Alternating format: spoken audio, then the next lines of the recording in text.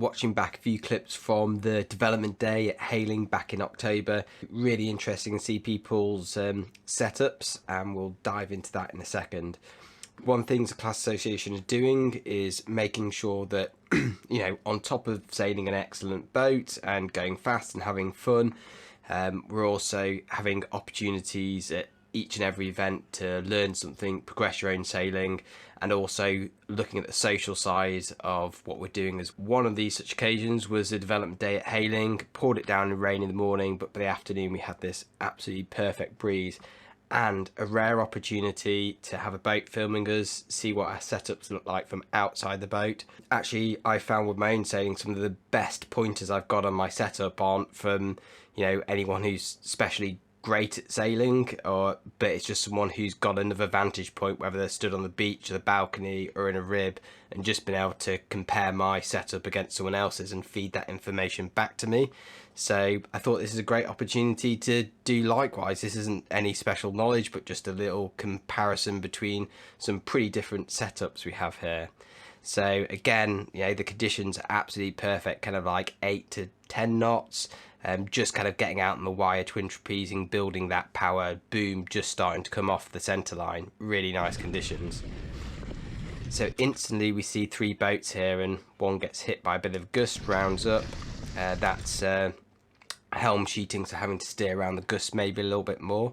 But straight away we can see quite a twisty leech here on Brian and Anna's boat, but quite a straight leech here on Tracy's.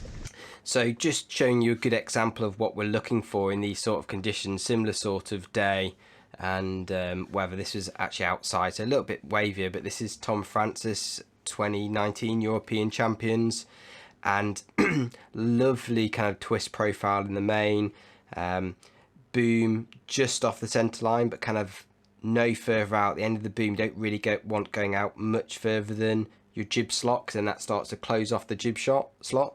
So what we're always trying to do is build up enough power to get us both out on the trapeze. To do that, we'll need first of all to use main sheet tension to straighten up the leech in a nice deep profile. Then as that main just starts to ease, once we're both out trapezing, you'll instantly need quite a lot of kicker to keep that leech nice and straight and nice and powerful, keep the mainsail trimmed on all the way up high. And then slowly, as we build power, build apparent wind, we then want to encourage more and more twist, keep the drive down low, keep the sail sheeted in down low, and ease it up high. That gives us the maximum leverage. So this is a really nice example of what that looks like. This is catching up with Brian and Anna again, but what we can see there is they are getting this twist, possibly, in my opinion, too much. The boom's right on the centre line here.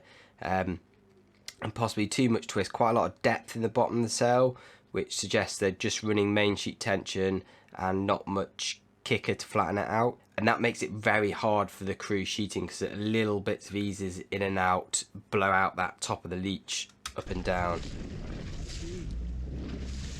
I mean, it does mean they've got the boom on the centre line, but it also means it's quite tricky to sail to from a crew, so maybe a bit of kicker here just to make it a little bit more stable as the boom ease. Then we see Anna going in for a bit more kicker, just a little bit more, and you see that instantly the boom's now out a bit more because they poured a bit of kicker, straightening up the leech, powered them up, maybe a bit of a gust as well.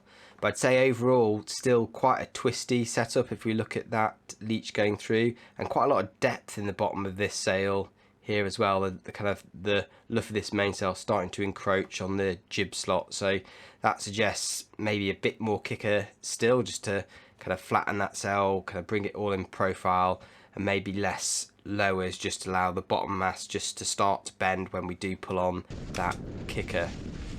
But yeah, quite twisty, quite a deep setup from Anna and Brian. They're quite a light pairing, probably off the scale light. So this day I was actually out sailing as well, and we were just touching Cunningham, so potentially they should really be max kicker and then using a bit of Cunningham to twist their sail, but probably look a bit overly deep there.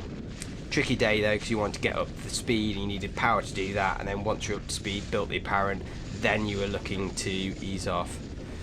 And this is actually the boat that I was in, crewing, so bit out of my usual spot, but I think this compares quite nicely to the twist profile we saw on Tom and Francis's boat. So if I bring up that, put it to one side, I think quite similar sort of main sheet positioning inside from the jib. And I think maybe we're a bit more twisty, and I did feel on the water this day could have maybe run a bit more kicker tension, just so when that boom first crept off the centre line, it wasn't so on and off. It was a bit more gradual. Could maybe have the boom out a bit further, but generally a good setup. You can see we've not really got any Cunningham to create this twist. This is just easing off the main and letting the top go away. Nice comparison as we move down to look at this other boat. I think this other boat is Ben and Hugh, and I think it's hard to tell from this far away, but their boom's a lot further off the centre line. You can already see quite a straight leach. I think the camera boat comes behind them a little bit more, but an example of possibly too much kicker. And it's also getting the tuning right between the crew and the helm. So, you know, the crew should really be telling the helm when this boom is going out really beyond the jib. And then obviously it's the job of the helm just to come up a bit higher. But if you come up high and you feel like you're stalling out, then that means you're probably not sailing with enough twist, and you either got too much kicker on or should be looking at starting to pull a bit of Cunningham on. Again, they've got a really deep sail. You can see all these creases up the luff, which suggests no Cunningham on, quite a fine entry, deep, then a deep sail. You can see this boom well off the centre line. So just a matter of a bit of a conversation between the helm and the crew. I think we're a bit eased here. Helm coming up on the breeze a bit more, and that's kind of one of the trickier aspects, especially in these conditions around crew sheeting, is that communication about where you are with the boom. How are you going to get that boom back on the centre line? Is it a matter of the helm just pinching a bit more, or do you need to do something with the sail shape, i.e. let a bit of kicker off, maybe over kickers, or a bit of Cunningham just to get that twist back into the sail? But so invaluable these days to see bits of information like this. We rarely get to see it ourselves without saying just at the club. So I'd really recommend you come along to one of the development days, or we're putting training out next year as well, helping you guys, or everyone really, you know, what level you're at, doesn't matter, but getting these kind of different perspective from outside the boat is so important. Another aspect of how you can see this, I think this is the best view, is having someone follow you in a boat, but another option is to kind of put a camera on top of your mast.